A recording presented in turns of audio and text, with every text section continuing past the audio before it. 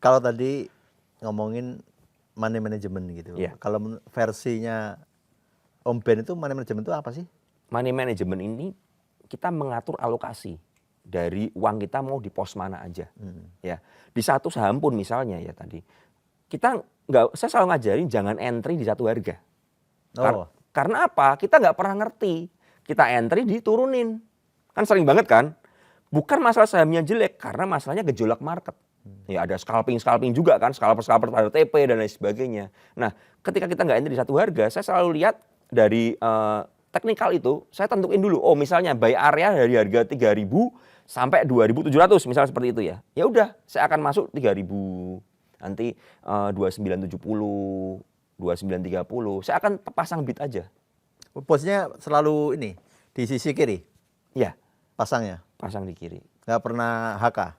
Kalau HK harus trading, Pak. Kalau mau HK untuk scalping. Kalau mau nge-swing, enakan ngantri, sabar. Melatih kesabaran. Karena apa? Karena kita kalau misalnya kita mau beli barang, Pak, kita logikanya cari diskonan kan, Pak. Nah, sama di market kita harus cari diskonan nih. Diskonnya sampai seberapa kira-kira nih? Kalau market, contoh kemarin, sempat ada gejolak merah dibanting begitu ya. Saya langsung cari, ini pantauan saya apa ya sahamnya ya? Saya langsung pasangin semua. Karena apa? Itulah kesempatan saya dapat barang di harga bawah. Ketika saya mengerti untuk buy and hold ini misalnya ya, oke, saya mau beli saham Antam misalnya seperti itu ya. Oh, Antam supportnya di mana, support kuatnya? Saya cari support kuat dari weekly, dari daily. Oh, di sini. Oke, saya akan pasang di sini. Untuk buy and hold. Tapi yang untuk trading gimana? Kabur bersih, Pak. Jangan nyantol, nggak boleh. Nggak boleh nyantol. Nah, itu part of money management. Pembeliannya itu harus dipecah-pecah. Dan saya pakai piramid sistemnya. Artinya apa? Beli di bawah harus lebih gede daripada di atas. Supaya average-nya serendah mungkin. Nah, itu money management di satu saham. Kalau money management di satu porto, sama. Saya selalu bilang sama teman-teman, untuk teman-teman, misalnya mau swing satu porto, tentuin kalian mau beli berapa saham sih? Oh, saya mau beli 5 saham, Om Ben. Uang 100 juta, saya mau beli misalnya 4 saham. Berarti alokasi tiap saham cuma maksimal 25 juta. Tidak boleh mengambil alokasi saham lain.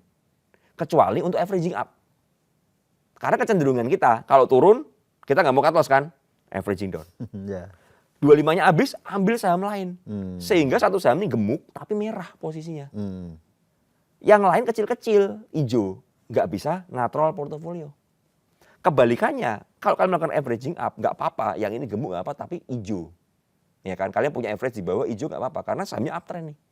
Ya kan. Nah, portofolio akan naik. Makanya money manajemennya harus pas. Kebanyakan teman-teman salah karena apa? Biasanya nggak ada kontrol. Satu saham, satu porto 30 saham. Wah, gimana cara ngontrolnya, Pak? Banyakan ya. Kayak supermarket. Ya, yang ini turun, market mau turun, bingung semua. Nah, kalau kalian tentuin dulu yang bisa kalian kontrol, kendalikan. Oh, saya tuh cuma bisa misalnya 5 saham aja, Om Ben. Ya udah 5 aja, nggak usah banyak-banyak. Ya kan? Apalagi kalau duitnya masih kecil. Karena apa?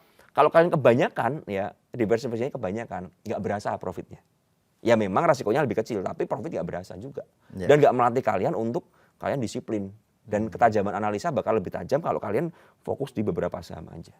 Kalau Om Ben tadi, kalau saya tangkap ya, berarti akun untuk ada 3 akun ya? Ya. Itu nggak dicampur kan? Nggak. Antara yang digunakan untuk scalping, swing, sama buy and hold, itu beda akun? Beda akun.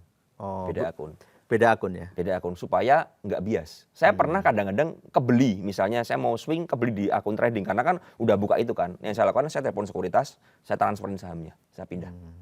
Ya, saya pindahin supaya masuk ke akun yang swing atau buy and hold. Kalau boleh tahu lagi lebih detail lagi, kalau yang scalping biasanya seberapa cepat dari buy sell gitu? Kadang-kadang detikan pernah, Pak. Tergantung market kan. Kalau misalnya setelah saya beli tiba-tiba spike ke atas ya saya lihat, wih udah spike seperti ini, ada spread yang cukup tinggi, ya saya mulai take profit bertahap. Oke. Berapa persen biasanya naik terus take profit? Saya nggak pernah lihat persenannya, Pak. Nggak pernah lihat persenan? Yang saya lihat adalah ketika naik seperti ini, ada nggak tekanan jualnya. Terus posisinya udah diresis nggak? Kalau udah diresis, saya akan langsung reduce barang perlahan. Jadi saya jualnya pun bertahap. Perlahan juga? Yes, saya nggak pernah jual satu harga, nggak pernah. Jadi saya jualnya nyicil.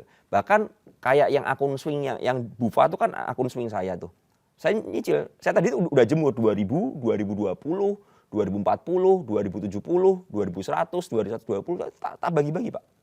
Jadi ketika beli juga tidak satu harga, ketika take profit juga tidak Tidak satu satu harga harga. ya. Karena kita nggak pernah ngerti di mana bottom dan di mana puncak, Pak. Hmm. Jadi kebanyakan teman-teman kan udah di TP, terbanglah sahamnya. Waduh kecewa, wah coba saya nggak TP. Kan selalu begitu, Iya, ya kan? iya, iya, Nah iya. itu saya cara menyikapinya adalah kita take profit sebagian. Ya kan? Win is win lah menurut saya.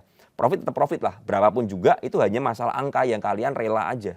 Ya kan? Tergantung kita serakah atau enggak kan begitu kan. Nah kalau saya begitu, saya bertahap. Ada plus ada minus.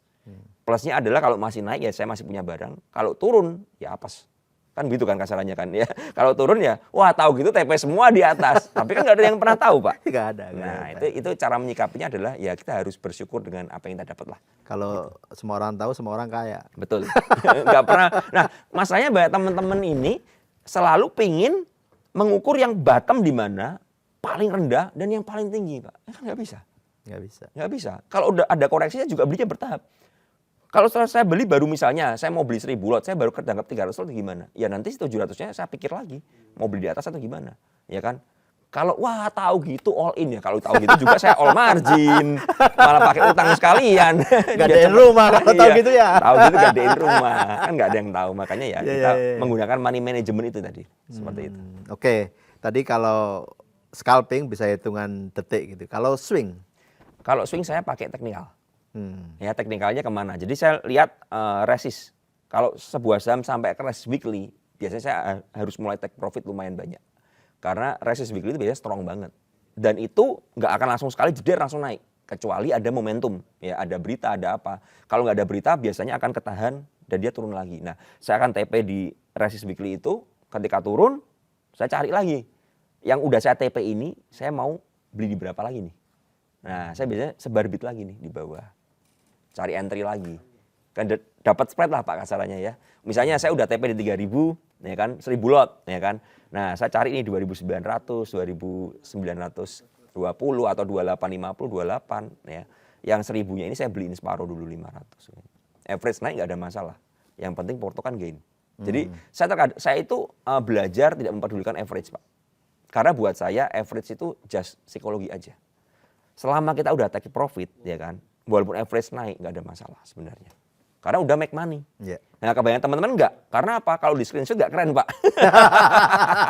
Iya kan? Kalau di screenshot nggak keren. Kebanyakan teman-teman takut melakukan averaging up. Karena apa? Nggak keren. Kalau Iya, averaging iya, down pede. Karena apa? Semakin rendah average-nya. Iya, iya, iya. Padahal averaging up itu diperlukan kalau memang sahamnya lagi uptrend. Ya kan? Ketika dia menguji support-support kuat, nah itu average up di situ. Nah itu strategi saya untuk swing seperti itu. Iya, iya. Itu kalau swing. Ya. Kemudian kalau buy and hold berapa lama biasanya? Ya buy and hold yang tadi saya bilang settings juga saya belum jual sebagian. Kemarin saya udah jual di atas 4.000, saya beli lagi di 36. Nah itu indikatornya apa? Apakah potensi cuannya atau jangka waktunya atau story-nya biasanya? Yang pertama kalau TINS ya, ini yang saya ngomong TINS ya. TINS kan komoditas ya, komoditas masih hot seperti ini, chart masih uptrend, dan saya memang patokannya bukan ke fundamental, lebih ke teknikal. Saya lihat teknikalnya udah ketahan. Tetap teknikal ya, Iya. meskipun buy and hold ya? Iya, teknikal udah ketahan seperti itu. Tapi kan kalau buy and hold ada landasannya Pak, ada landasan fundamentalnya. Ya salah satunya fundamental dalam tanda kutipnya ya tadi. Oh ini masih dunia masih gonjang-ganjing, story-nya, ada story, ada ya ini story-nya, masih perang ya. dan lain sebagainya. Komoditasnya masih naik semuanya. Ya ini ya udah ikutan beli.